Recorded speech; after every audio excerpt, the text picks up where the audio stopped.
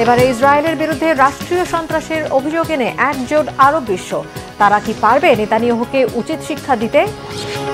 শব্দের চেয়ে 12 গুণ বেশি কৌশলসম্পন্ন মিসাইলের পরীক্ষা চালালো ইরান। সাথে আছে চীন, রাশিয়া। ভয়ে কেন আমেরিকা ও ইসরায়েল?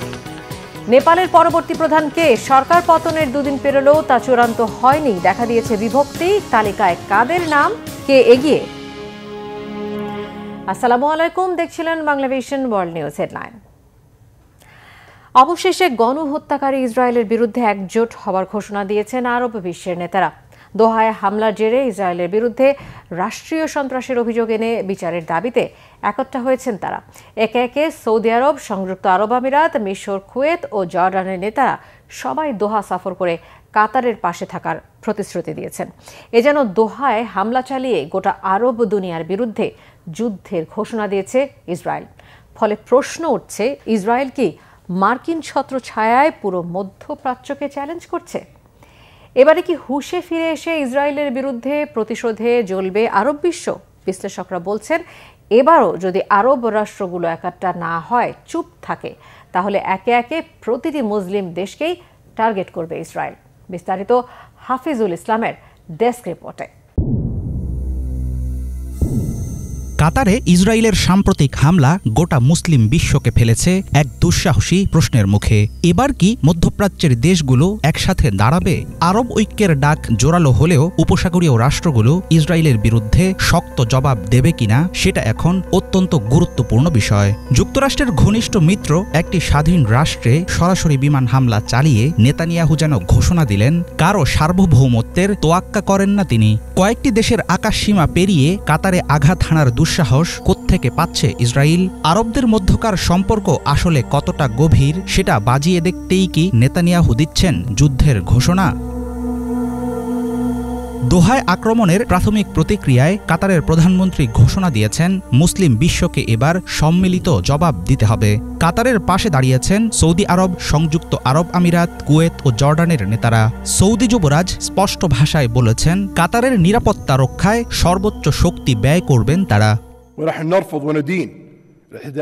ইসরায়েলের সকল আগ্রাসন আমরা প্রত্যাখ্যান করি। ভ্রাতৃপ্রতিম দেশ কাতারের উপর তেল আবিবের চালানো বর্বর হামলার নিন্দা জানাই। এর জবাবে আরব বিশ্ব, ইসলামী মিত্র ও আন্তর্জাতিকভাবে পদক্ষেপ নিতে হবে। দখলদার শক্তিকে থামানো এবং আঞ্চলিক শান্তি ধ্বংসের উদ্দেশ্যে চালানো ইসরায়েলের অপরাধমূলক কর্মকাণ্ড প্রতিহত করতে ঐক্যবদ্ধ প্রতিক্রিয়া জানানো দরকার। আমরা কাতারের পাশে আছি। তারা যে কোনো ব্যবস্থাই নিক না কেন, কোনো রকম বাধা ছাড়া সর্বোচ্চ শক্তি দিয়ে আমরা তাদের সাহায্য করব। আরব ঐক্যের ডাক, মুসলিম দেশগুলোর সম্মিলিত প্রতিক্রিয়া কিংবা আন্তর্জাতিক নিন্দা, কোনো কিছুকেই গুরুত্ব দেননি ইসরায়েলের প্রধানমন্ত্রী বেনিয়ামিন নেতানিয়াহু। তিনি বরং প্রকাশ্যে হুমকি দিয়েছেন, যেসব দেশ ফিলিস্তিনের স্বাধীনতাকামী গোষ্ঠীকে আশ্রয় দেবে, সহযোগিতা করবে, সেসব দেশের মাটিতেও আঘাত হানবে ইসরায়েল। আমরা 7 অক্টোবরের হত্যাযজ্ঞের পেছনে থাকা সন্ত্রাসী মাস্টারমাইন্ডদের টার্গেট করেছি, আর সেটা করেছি কাতারের মাটিতে। দেশটি সন্ত্রাসীদের নিরাপদ আশ্রয় দেয়, গাজার যোদ্ধাদের অর্থ যোগায়, তাদের নেতাদের বিলাসবহুল বাড়ি গাড়ি সবকিছুই দেয়। আমি কাতার সহ যেসব দেশ সন্ত্রাসীদের আশ্রয় দেয় তাদের সবাইকে বলছি, তোমরা হয় তাদের বহিষ্কার করো, নয়তো বিচারের মুখোমুখি করো, কারণ তোমরা কিছু না করলে আমরা নিজেরাই দেখে নেব। বিশ্বের বিভিন্ন প্রান্ত থেকে ইসরায়েলের বিরুদ্ধে নিন্দা ও বিবৃতির ঝড় উঠেছে, কিন্তু কার্যকর কোনো পদক্ষেপের ইঙ্গিত পাওয়া যায়নি। ফরাসি প্রেসিডেন্ট কাতারের সার্বভৌমত্ব রক্ষার প্রতিশ্রুতি দিয়েছেন। ইউরোপও হামলার বিরোধিতা করেছে, নিন্দা জানিয়েছেন আফ্রিকান নেতারা। তবে বিশ্লেষকেরা বলছেন, কাতারের রাজধানীতে এই আঘাত উপসাগরীয় দেশগুলোর জন্য সতর্কবার্তা। তেল আবিবের ঘনিষ্ঠতম মিত্র যুক্তরাষ্ট্রের বর্তমান অবস্থান পরিষ্কার করে দিচ্ছে, ইসরায়েলের লাগাম টেনে ধরার কোনো রকম পদক্ষেপ নিতে চায় না ওয়াশিংটন। মধ্যপ্রাচ্যে গ্রেটার ইসরায়েল প্রতিষ্ঠা উগ্রপন্থী নেতানিয়াহু সরকারের একটি সুদূরপ্রসারী লক্ষ্য। ইসরায়েল এখন আর গাজা আগ্রাসনের মধ্যেই সীমাবদ্ধ নেই। মার্কিন ছত্রছায়ায় থাকা দখলদার রাষ্ট্রটি মধ্যপ্রাচ্যের প্রায় প্রতিটি মুসলিম দেশের অস্তিত্বকে ফেলছে হুমকির মুখে। বর্তমান পরিস্থিতিতে আরব রাষ্ট্রগুলো একাট্টা হয়ে ঐক্যবদ্ধ প্রতিরোধ গড়ে তুলবে কিনা তার উপর অনেকাংশেই নির্ভর করবে উপসাগরীয় অঞ্চলের ভবিষ্যৎ।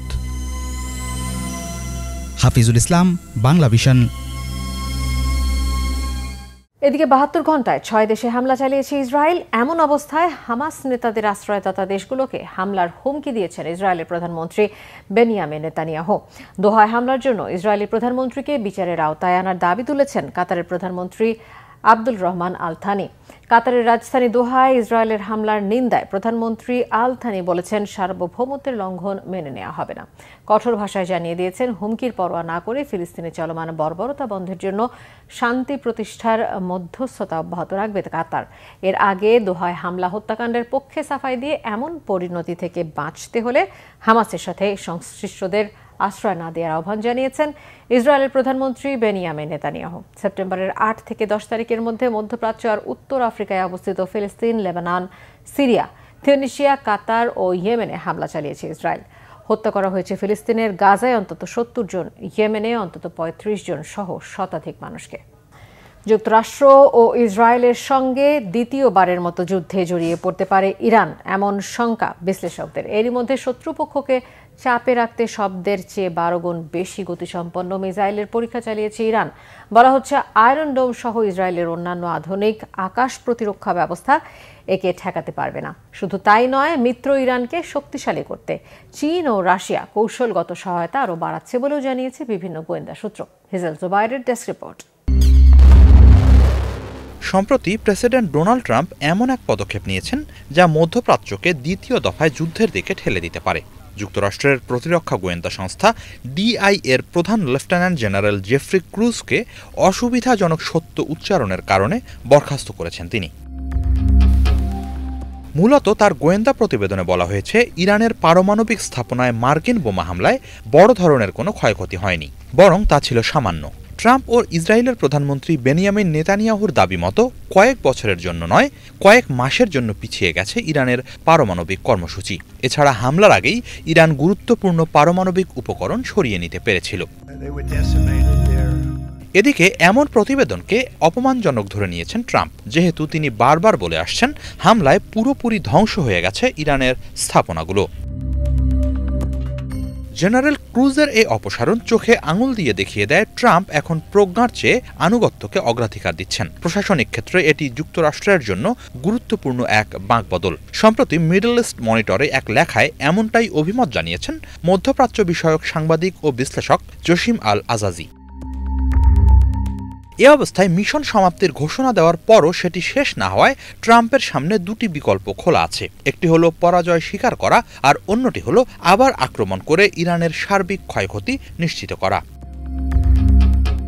এদিকে ইরানের সর্বোচ্চ নেতা আয়াতুল্লাহ আলী খামেনি বলেছেন, ইরান আর পশ্চিমাদের কূটনৈতিক প্রলোভনের ফাঁদে পড়ে প্রতারণার শিকার হবে না। এ বক্তব্য ইরানের কৌশলগত চিন্তায় বড় ধরনের পরিবর্তনের ইঙ্গিত। এভাবে ইরান ক্রমশ রক্ষণাত্মক অবস্থান থেকে আক্রমণাত্মক অবস্থানের দিকে সরে যাচ্ছে বলে মনে করছেন জসিম আল আজাজি।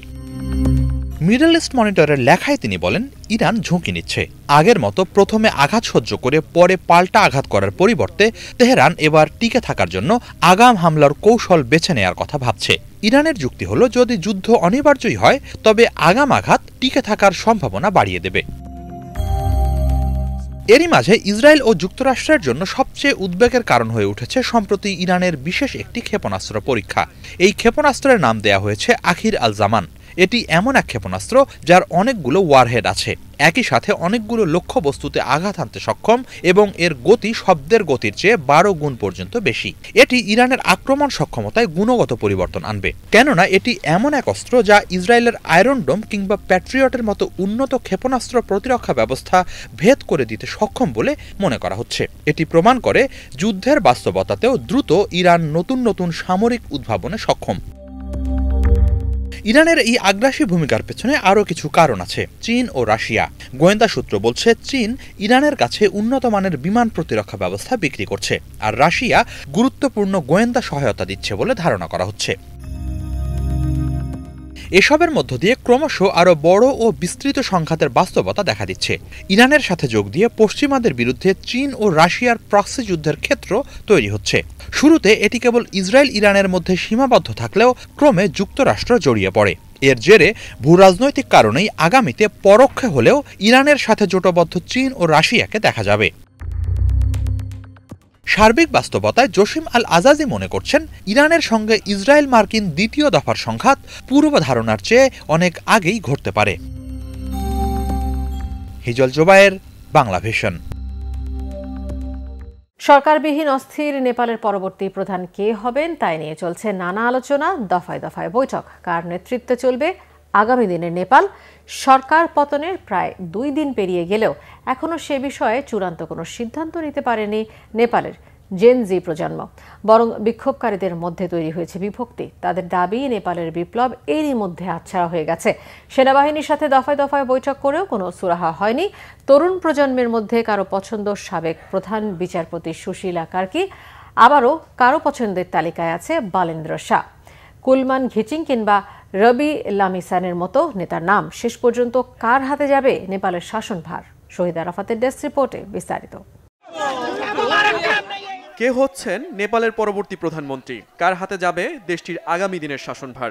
এবার তাই নিয়ে রাজপথে নেমেছে নেপালের জেনজি বিক্ষোভকারীরা। কোন ধরনের সরকার ব্যবস্থা হবে, কাকে করা হবে সেই সরকারের প্রধান, তা নিয়ে সেনা জেনজির মধ্যে দফায় দফায় বৈঠক হলেও চূড়ান্ত কোনো সিদ্ধান্ত আসেনি এখনো। বরং এ নিয়ে তৈরি হয়েছে বিভক্তি। তীব্র জনরোষের মুখে নেপালের সদ্য ক্ষমতাচ্যুত প্রধানমন্ত্রী কেপি শর্মা ওলির দেশ ছেড়ে পালিয়ে যাওয়ার প্রায় 2 দিন পরও সরকারবিহীন অস্থির নেপাল। বিক্ষোভকারীদের অভিযোগ, সুযোগ সন্ধানীদের কাছে হাতছাড়া হয়ে গেছে তাদের বিপ্লব, কমে গেছে দুর্নীতিমুক্ত সরকার গঠনের সম্ভাবনাও। কেন এমন অভিযোগ বিক্ষোভকারীদের? তারা কাকে চাইছে নেপালের ক্ষমতায়?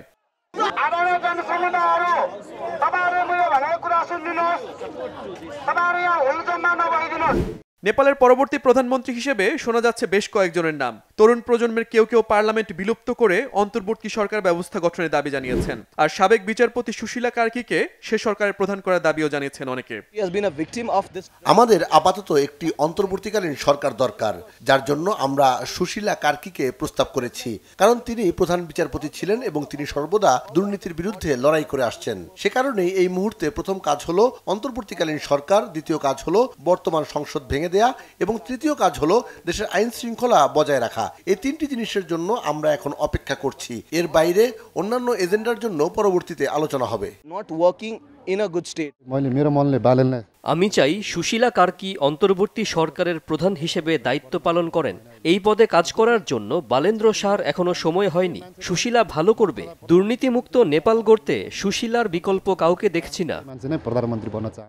এছাড়াও সরকার প্রধান হিসেবে এসেছে কাঠমান্ডুর নির্দল মেয়র বালেন্দ্র শাহ, ইঞ্জিনিয়ার কুলমান ঘিসিং ও রবি লামিসানের নাম। তবে এদের মধ্যে সুপ্রিম কোর্টের প্রাক্তন প্রধান বিচারপতি সুশীলা কার্কিকে নিয়ে বেশ আলোচনা চলছে। এছাড়াও আলোচনা হচ্ছে নেপাল বিদ্যুৎ কর্তৃপক্ষের সাবেক প্রধান কুলমান ঘিসিংকে নিয়ে। নেপালে বিদ্যুতের সমস্যা মেটাতে গুরুত্বপূর্ণ ভূমিকা পালন করেছিলেন তিনি। 54 বছরের কুলমান প্রাক্তন ইলেকট্রিক্যাল ইঞ্জিনিয়ার। এছাড়াও কাঠমান্ডুর নির্দল মেয়র বালেন্দ্র শাহ অনেক আন্দোলনকারীদের প্রথম পছন্দ। বালেন্দ্র শাহকে পরবর্তী প্রধানমন্ত্রী হিসেবে দেখতে চাই। আমাদের এর আগে এমন যোগ্য নেতা ছিল না। তার ভালো সিদ্ধান্ত নেয়ার সক্ষমতা আছে। বালেন্দ্র জনগণের জন্য কাজ করবে, আমার এমনটি বিশ্বাস। জেনজি আন্দোলনকারীদের দাবি, ক্ষমতায় যেই আসুক তাকে দুর্নীতিমুক্ত নেপাল গড়তে কাজ করতে হবে, অন্যথায় আবারও একই আন্দোলনে জ্বলবে নেপাল, এমন হুঁশিয়ারি দেয় বিক্ষোভকারীরা। আন্দোলনকারী দলগুলোর দাবি মেনে নেওয়া এবং সমস্যার সমাধানের জন্য চেষ্টা চালাচ্ছেন নেপালের সাবেক রাষ্ট্রপতি রামচন্দ্র পৌডেল। এক বিবৃতিতে বলেন, গণতন্ত্র রক্ষা এবং শান্তি শৃঙ্খলা বজায় রাখার বিষয়ে সর্বোচ্চ চেষ্টা চালাচ্ছেন তিনি। এদিকে উত্তাল পরিস্থিতি ও কারফিউর মধ্যে কাঠমান্ডু সহ বিভিন্ন জায়গায় বেরিয়ে আসছে একের পর এক পোড়াবাড়ি ও ভাঙচুরের দৃশ্য। কারাবন্দীদের মধ্যে সংঘর্ষের পর পুলিশের ঘটনায় 2 জন নিহত হয়েছে। সরকার বিরোধী আন্দোলনের মধ্যে চুরি হয়েছে অস্ত্র, গাড়ি সহ যোগাযোগ যন্ত্র। নেপাল পুলিশ এই সমস্ত অস্ত্র ফিরিয়ে দেওয়ার জন্য জনগণের কাছে আহ্বান জানিয়েছে। এখনো বন্ধ আছে স্কুল কলেজ। চলমান বিক্ষোভে এ পর্যন্ত 34 জন নিহত হয়েছে। আহত হয়েছে প্রায় 1,500 মানুষ। Shahid Arafat, Bangla vision, news desk. মার্কিন প্রেসিডেন্ট ডোনাল্ড ট্রাম্পের ঘনিষ্ঠ সহযোগী চার্লি কার্ককে গুলি করে হত্যাকাণ্ডের পর উঠেছে একের পর এক প্রশ্ন। সামাজিক মাধ্যমে প্রকাশিত একাধিক ভিডিও বিশ্লেষণ করে এই হত্যাকাণ্ডকে সাজানো ও পূর্ব পরিকল্পিত বলে দাবি করছেন অনেকে। তার উপস্থিতি এবং বক্তব্য প্রায়শই রাজনৈতিক বিভেদের কারণ হতো, ফলে বিতর্কমূলক বক্তব্য ও রাজনৈতিক পরিচিতির জন্যই টার্গেটে ছিলেন কার্ক, এমনটাও মনে করছেন অনেকে। বিস্তারিত মীর ফজলে রাব্বির ডেস্ক রিপোর্টে। বিশ্ববিদ্যালয়ের এক অনুষ্ঠানে বক্তব্য দিচ্ছিলেন যুক্তরাষ্ট্রের প্রভাবশালী ডানপন্থী রাজনৈতিক কর্মী ও বিশ্লেষক চার্লি ক্লার্ক।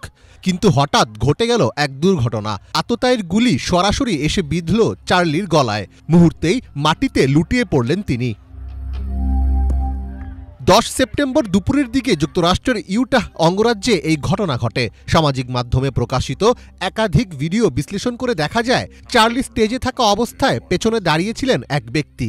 দেখে মনে হচ্ছিল গুলি চালানোর আগ মুহূর্তে হাতের মাধ্যমে কাউকে ইশারা দিচ্ছিলেন সেই ব্যক্তি। এছাড়া ক্লার্কের ওপর হামলার পর এক ব্যক্তিকে দাঁড়িয়ে উল্লাস করতে দেখা যায়। ফলে এই হত্যাকাণ্ডকে সাজানো ও পূর্ব পরিকল্পিত বলেও দাবি করছেন অনেকে। গুলির শব্দ শোনার সাথে সাথে দিকবিদিক ছুটতে থাকেন আতঙ্কিত শিক্ষার্থীরা। এ সময় প্রায় 3000 মানুষ অনুষ্ঠানে উপস্থিত ছিলেন। ঘটনাস্থল থেকে আমি মাত্র 15 ফুট দূরে ছিলাম। এটা ভয়াবহ ছিল, আর আমার কেবল মনে হচ্ছিল যেন সবাই আমাকে মাটিতে ফেলে দিচ্ছে। আমি শুধু চিৎকার শুনতে পাচ্ছিলাম আর দেখছিলাম লোকজন দৌড়াচ্ছে। পুলিশের ধারণা বিশ্ববিদ্যালয়ের একটি ভবনের ছাদ থেকে গুলি চালানো হয়, যা প্রায় 200 গজ দূর থেকে ফায়ার করা হয়েছিল। কার্ককে লক্ষ্য করে স্নাইপার অস্ত্র ব্যবহার করা হয়ে থাকতে পারে বলেও ধারণা করা হচ্ছে। সন্দেহভাজন হিসেবে একজনকে আটক করা হলেও জিজ্ঞাসাবাদের পর তাকে ছেড়ে দেওয়া হয়। মার্কিন গণমাধ্যমে চার্লি কার্ককে তরুণ রক্ষণশীলদের মধ্যে রকস্টার বলা হতো। কার্ক ছিলেন যুক্তরাষ্ট্রের সবচেয়ে বড় কনজারভেটিভ যুব সংগঠন টার্নিং পয়েন্ট ইউএস এর সহপ্রতিষ্ঠাতা।